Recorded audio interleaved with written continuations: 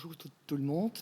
Quand le patient critique doit récupérer de son temps aux soins intensifs et quand il a le NMR, neuromyopathie de réanimation, il ne faut pas oublier les muscles respiratoires, même s'il est déjà parti de son temps en réa. Bon, euh, le dysfonctionnement respiratoire est une des causes les plus importantes. Pourquoi un patient critique et il doit être aux soins intensifs. Et le dysfonctionnement des muscles respiratoires chez le patient qui est ventilé est observé dans 80% des patients avec ICU Acquired Weakness. Et les conditions respiratoires qui sont relevantes pour kiné, c'est le collapsus des poumons et les sécrétions retenues, et aussi le sévrage, l'échec de sévrage. Mais là où le collapsus et les sécrétions retenues sont souvent observés aux soins intensifs, seulement un petit part a un échec de sévrage, à peu près 10 à 20%. Et quelle est la définition du succès de sévrage? Selon le Cochrane Database de Review, c'est quand un patient n'a plus besoin d'assist ventilatoire pendant 48 heures. Donc après l'extubation et après son discontinuation du tube trachéal. Dans ce procès, il est très important de tenir compte avec la bonne balance entre le chargement sur le pompe et la capacité de cette pompe. Et tout est dirigé par le système neural central. Et il faut faire gaffe pour l'échec ventilatoire. Et dans cette présentation-ci, je vais m'adresser surtout sur la capacité de la pompe de muscles respiratoires. Et à Louvain, nous, on a développé une sorte de Start to Move ASAP protocol. Et aussi, en analogie, on a développé une Start to Breathe protocol. C'est un protocole pour commencer le sévrage. Mais notre tâche, c'est donc d'entraîner les muscles respiratoires. Mais avant l'entraînement, il est important de commencer avec une bonne examination. Et selon l'examination pour les sécrétions retenues et atelectasis, c'est important de faire une auscultation, palpation, regarder les gaz de sang et regarder les radiographies.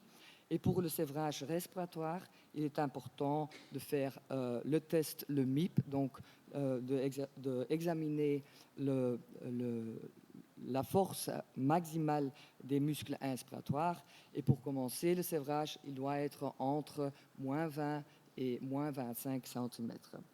On peut aussi examiner la capacité vitale qui doit être au-dessus de 10 ml par kilogramme. Et aussi, tu peux suivre le RSBI, c'est Rapid Shallow Breathing Index, et c'est un index, c'est le ratio de la fréquence respiratoire sur le volume constant, pour voir si le muscle respiratoire n'est pas trop fatigué. C'est un signe important à suivre aussi pendant l'entraînement. Mais je vais seulement me focuser sur le MIP. Donc le MIP est une évaluation de la faiblesse des muscles respiratoires. Je vais montrer une vidéo. Comme vous voyez, on emploie une espèce de T avec une valve inspiratoire et expiratoire. Comme ça, tu peux examiner le MIP et le MEP.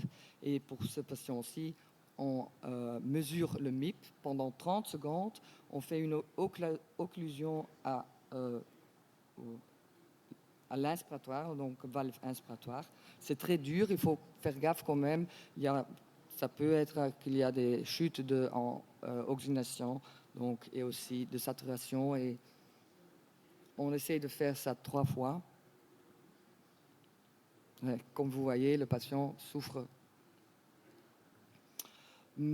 Ceci est un print-out de ce test. Alors que vous voyez qu'après un moment, on a attendu la pression plus négative, donc on a son meilleur ou son maximal. Et ce patient-ci avait moins 30 cm, donc c'était assez pour commencer le sévrage. Et après l'examination, on peut commencer l'entraînement. Et l'entraînement se compose entre l'entraînement d'endurance et l'entraînement on fait le inspiratory muscle training. C'est un entraînement de force des muscles respiratoires. C'est un entraînement additionnel qu'on peut faire. Et l'entraînement d'endurance, donc le Start to Breathe protocole, se compose de 3 activités pendant la journée que le patient doit faire. Il doit respirer spontanément pendant 1 heure ou une demi-heure. Tu peux employer ou l'espèce de thé ou de diminuer l'aide inspiratoire. Et le patient doit faire le kiné, faire le mouvement avec la bicyclette, dans le fauteuil ou dans le lit. Et le patient doit être transféré dans le fauteuil. Donc, mais d'abord, c'est trop difficile de faire tous ensemble. Donc, d'abord, il faut faire ces activités séparément. Donc, respirer, repos. Faire des exercices, repos. Et puis, aller transférer dans le fauteuil et puis repos. En plus, tu peux faire 2 activités ensemble et puis 3 activités ensemble. Ça dure peut-être 2-3 semaines. Quand le patient est... le but, c'est que le patient doit respirer pendant 48 heures, et comme ça, il a atteint son sévrage. Donc, le but, c'est d'augmenter les essais et la durée des respirations spontanées. Et comme additional, donc on peut entraîner les muscles respiratoires avec un chargement intermittent, le IMT. Et le but, c'est d'augmenter la force des muscles inspiratoires. Et on emploie le protocole de Dr. Martin.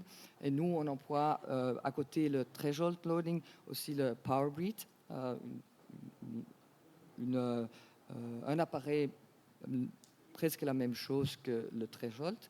Et on travaille contre une intensité perçue. Ça doit être entre 30 ou 40-50% du MIP. Et l'effort doit être 6 ou 8 sur une échelle de 10 points. On fait ça 8 inspirations et 4 fois par jour. Tu peux faire ça chaque moment dans la journée. Et c'est quoi la littérature que nous disent? Il y a un review de Elkins qui nous montre, je crois que c'était 10 études qui comparaient donc, le groupe qui devait faire le IMT contre un control group, un sham group. Et les résultats étaient significativement différents. Il y avait une augmentation de la force des muscles inspiratoires. Il y avait une réduction du Rapid Shallow Breathing Index en faveur du groupe qui a entraîné. Et le succès de sévrage était plus dans ce groupe. Et en plus de séjours aux soins intensifs et à l'hôpital, à peu près 4 jours, je croyais. Et puis, le temps aux ventilations non invasives était aussi en faveur, était réduit dans ce groupe. Il y avait une tendance pour la durée de sévrage et la durée de le temps en ventilé mécanique. Pour finir, je vais vous montrer une casus d'un garçon, un homme de 38 ans. Il souffrait de cystic fibrosis, donc mucoviscidose. Il a reçu une transplantation de poumon et puis il a été pendant 17 jours dans le soin intensif médical et après son opération, il était en soins intensifs chirurgical et la durée de son sévrage, donc le moment qu'on a commencé de diminuer l'aide inspiratoire jusqu'à le moment qu'il était possible de respirer spontanément 48 heures, ça durait à peu près 19 jours. Donc il souffrait d'abord avant de son opération, il était au ECMO, aux soins intensifs médicaux, puis il a eu naturellement le NMR et aussi les muscles respiratoires étaient très faibles, alors c'était pour ça qu'il avait un sévrage prolongé, un temps prolongé aux soins intensifs et après les soins intensifs. Ça, c'est un exemple du MIP au début, ces jours quand on a commencé, essayé de commencer son sévrage. Alors, comme vous voyez, le 16 juin, il avait que moins 13, donc 13% de son MIP. Donc, c'est très, très, très, très faible. Il était impossible de commencer déjà à diminuer, euh, par exemple, l'aide inspiratoire. Il était 12, c'était infaisable pour ce patient-là. Et après un mois, on avait déjà commencé, après une semaine, il était un peu plus fort. Et à ce moment-là, le 12 juillet, il avait déjà 41% de son maximum de MIP. Ça, c'est encore pour montrer l'évolution de son procès. Bon, il y a la colonne d'endurance, l'entraînement endurance et le colonne d'entraînement de force. Et comme vous voyez, on a pu le mettre dans le Start to Breathe protocole le 23 juin. Et puis, il était possible de pouvoir, pour 3 fois une demi-heure, respirer avec l'aide inspiratoire, avec 0 assist. Mais à ce moment-là, il avait un MIP de moins 24 et on pouvait l'entraînement additionnellement avec le threshold ou le power breath contre 8 cm. Et après un petit mois, il était possible de... il était en ce moment-là en espèce en T, il pouvait respirer pendant 24 heures spontanément. Mais à ce moment-là, il avait moins 42, 41%, et on pouvait l'entraîner contre 20 cm d'eau. Et à ce moment-là, comme vous voyez dans la colonne de capacité vitale, il n'y avait que 28%.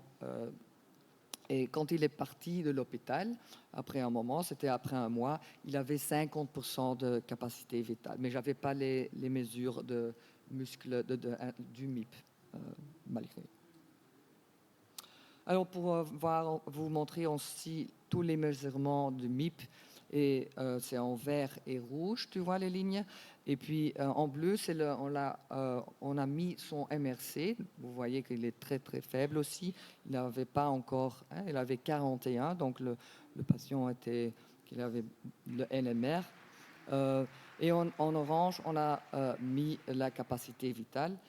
Et ici, c'était le moment qu'on a commencé l'additionnel, l'entraînement et le Start to Breathe protocole. Voilà, c'est un petit vidéo. C'est pas le même patient, c'est un autre patient aussi après une transplantation de poumon aussi qui a souffert du NMR. Et ça, c'est le Power Breath. Et ce qui est très bien de cette device, c'est tu peux donner le feedback.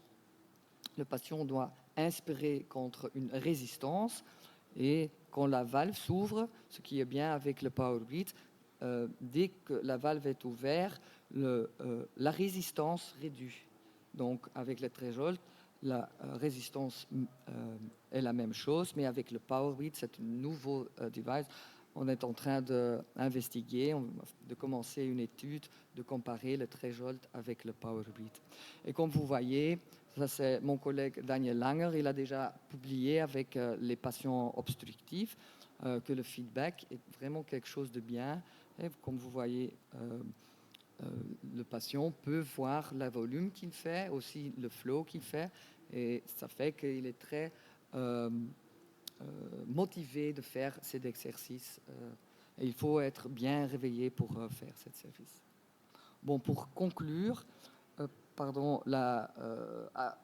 l'entraînement additionnel des muscles inspiratoires peut aider à augmenter la force des muscles respiratoires et d'augmenter le succès de sévrage et réduire le Rapid Shallow Breathing Index. Et puis, des mesures objectivement comme le MIP-FC et le RSBI peuvent assister à déterminer la probabilité de succès de sévrage. Et notre Start to Breathe protocole se compose de 3 activités importantes. Donc, la respiration spontanée, les exercices avec la kiné dans le fauteuil, dans le lit et le transfert dans le fauteuil. Donc, 3 grandes activités. Et finalement, pendant ce procès, il faut toujours tenir compte de cette bonne balance, une balance optimale entre le chargement sur cette pompe et la capacité de la pompe, donc les muscles respiratoires. Voilà. Merci.